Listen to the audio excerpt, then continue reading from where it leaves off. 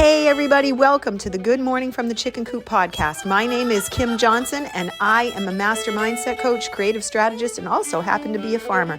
This is my chicken coop and I come out here every day to record a podcast, to teach distinctions, possibilities, new ways of thinking, and just bring some joy into the world. So welcome to the coop and let's start your day off in a fantastic way. Well, as you can hear this, she's got a lot to say this morning. Good morning from the chicken coop. I feel like that sound is a great lead-in to what I was going to be talking about because my head is so filled with ideas and it feels like it's on fire.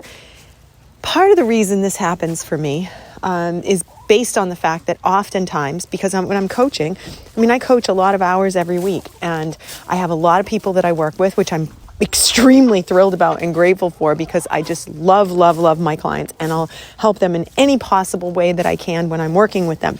And it takes a lot of my creative energy for that. But when my creative energy is sitting neutral, like it is right now in the middle of vacation week, we're finishing, today's Sunday, we're finishing up. I have been off. I was off Wednesday, I was off Thursday, I was off Friday, Saturday, and now today, Sunday. And we're leading into my second week of vacation, which is really unheard of. And it usually only happens around the end of the year and Christmas.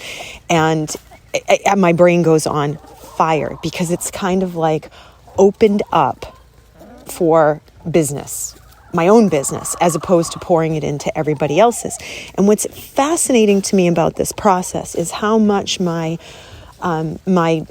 expansiveness of this comes in. It's kind of like I start thinking about all kinds of things. I start projecting, give you a great example. I don't know if I talked about it on here. I can't remember if I talked about it on here or I was on Facebook or Instagram when I talked about it, but we got a baby albino snapping turtle about a month ago, maybe 2 months ago. We got a little baby albino snapping turtle. It was much to my surprise. I didn't know it was arriving, but Mark just decided that he was going to get a baby snapping turtle. And me being me, I don't mind when things are added to our array of animals at the zoo here because I would have them all. I have no problem with that.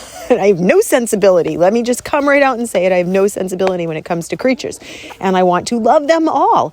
And it's very much I think it's a thing from my childhood that my mother was a big lover of animals and we were allowed, my father never said no because it was often said no to him. So he just was like, sure, let's get it. And so we ended up with lots of different things.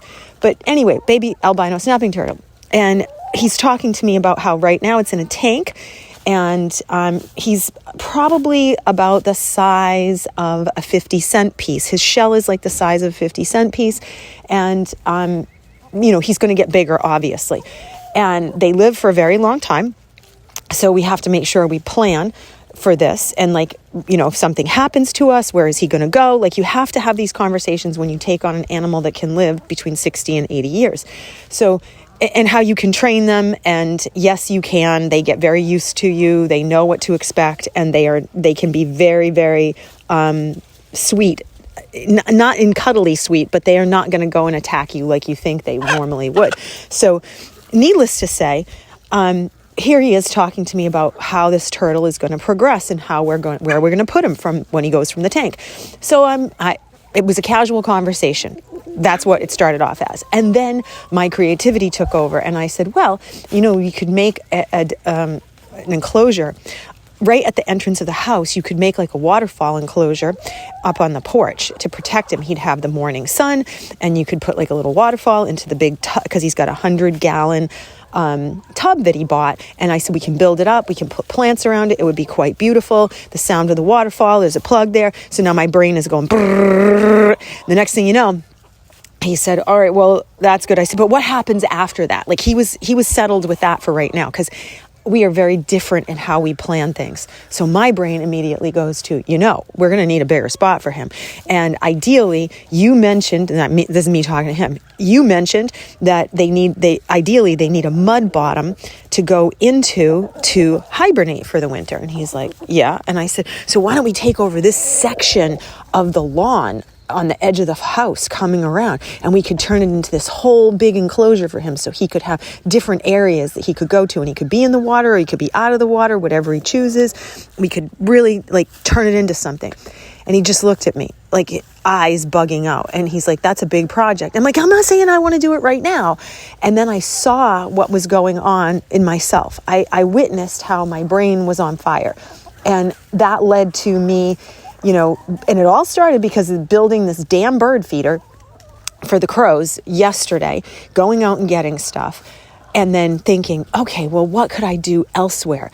And that question, how can I make this even better? What can I do elsewhere? Where can I create this? Oh, I should call Stefan and ask him to come here and see if he's able to do this. And I want to do this, and I want to do this. And before you know it, there's steam coming out of my ears, and I'm like, off and going. Now, typically what I do is I try to pace it, temper it, try to say, no, that's not right now, because if it affects me during the weeks when I'm working. But right now in these couple of weeks, I'm just capturing it all. And I encourage you to do the same. If you are on a break and your head is on fire, capture it all. Don't make yourself feel bad for not being able to do it right this minute, but just capture it all so you have it, hunker it in, write it down so you have it, and then look at it and say, okay, where can I slot this in? So that's what I'm doing. I'm capturing everything, and now I'm going to start making my plan for the year. And because we're coming up to New Year's Eve, and I'm so excited because I'm going to sit and I'm going to plan, and I cannot wait. It's going to be one of those classic ones. I've got it all laid out. It's going to be cold outside. We're talking sit in front of a fire and get all your stuff and plan. So I encourage you to do the same. Don't shut your brain off, right? Let it all come out. See what shows up. All right, my friends, I hope you have a blessed day, and I will see you tomorrow. Bye.